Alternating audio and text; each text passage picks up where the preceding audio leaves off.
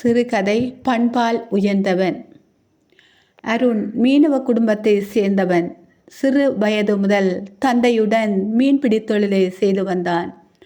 அந்த ஊரில் மீனவர்கள் யாவரும் செல்வந்தராக வாழ்ந்த போதும் அவன் குடும்பம் மட்டும் வறுமை பிடியிலிருந்து விடுபடவில்லை. இதனால் குமாரை நாளுக்கு நாள் கவலை வாட்டியது.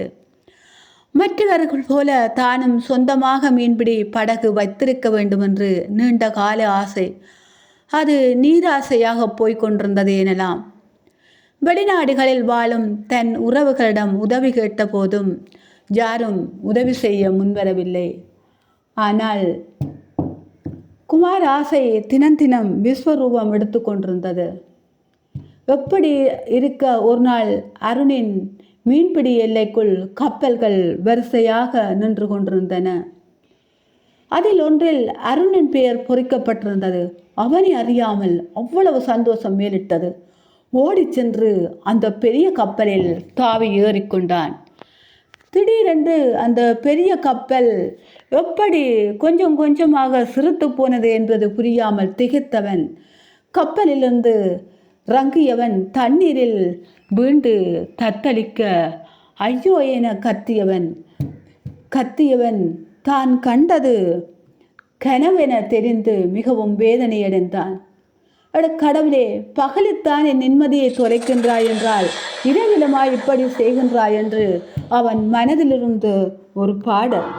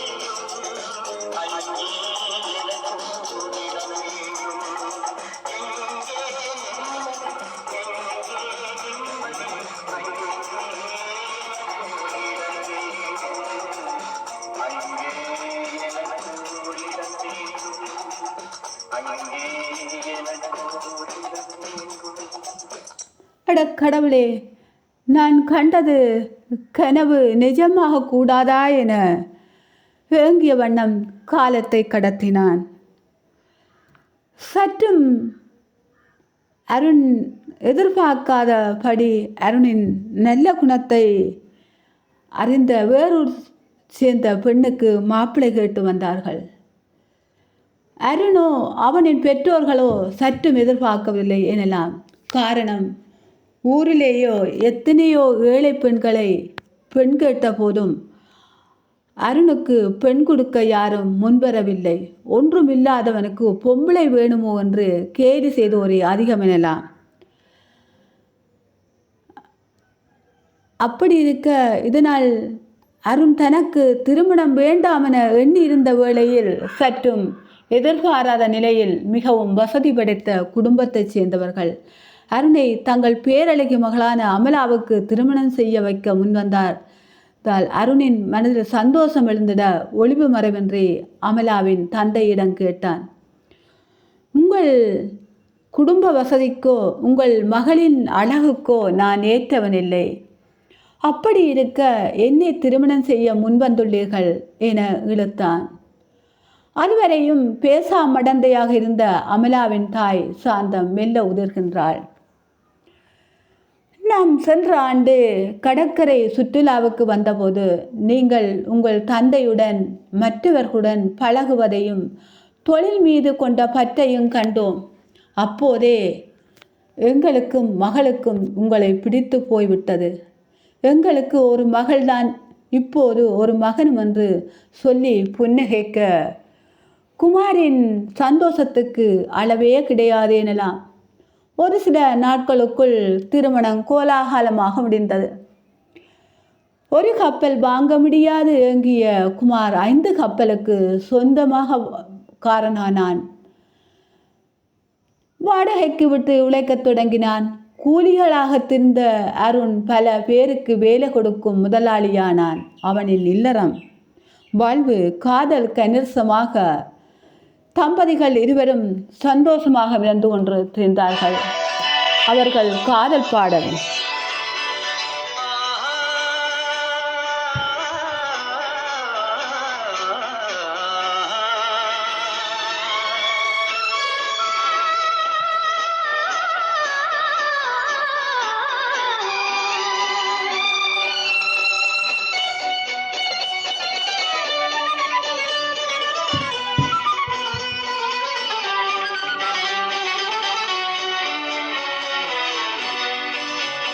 அந்த மானை பாருங்கள் அழகு, இளம் பாவை என்னோடு உறவு. அந்த மானை பாருங்கள் அழகு, இளம் பாவை என்னோடு உறவு. அந்த தென்னை தாலாட்டும் இளநீர், இந்த தேரில் பெண்தோறும் பன்னீர். அந்த மானை பாருங்கள் அழகு, இளம் பாவை என்னோடு உறவு. இந்த மேக கூந்தல் கலைகள், கடல் நீரில் ஆடும் அலைகள். இந்த மேக கூந்தல் கலைகள், கடல் நீரில் ஆடும் அலைகள். உந்தன் மோகராக நாதம், இந்த ஏழை பாடும் வேதம். அந்த மானும் உன் போல அழகு, இளம் பாவை உன்னோடு உறவு.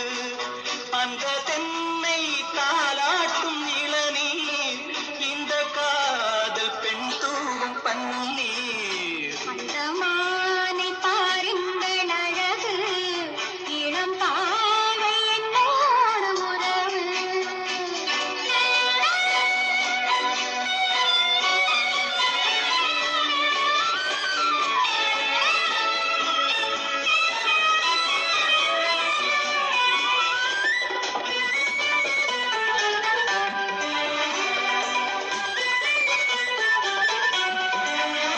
நல்ல பூவும் தேனும் திரண்டு, சுகம் பொங்கும் உள்ளங்கள் இரண்டு. நல்ல பூவும் தேனும் திரண்டு, சுகம் பொங்கும் உள்ளங்கள் இரண்டு. இது ராஜமான சொர்க்கம், இனி பேச என்ன வெட்கம். அந்த மானை பாருங்கள் அழகு, இளம் பாவை என்னோடு உறவு.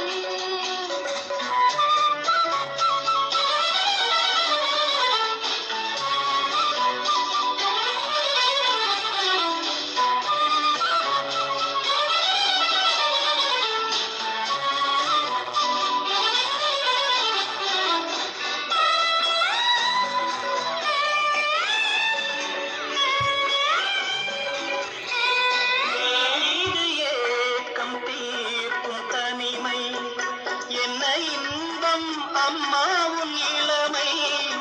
இந்த தேவி மேனி மஞ்சள், நான் தேடி ஆடும் ஊஞ்சல்.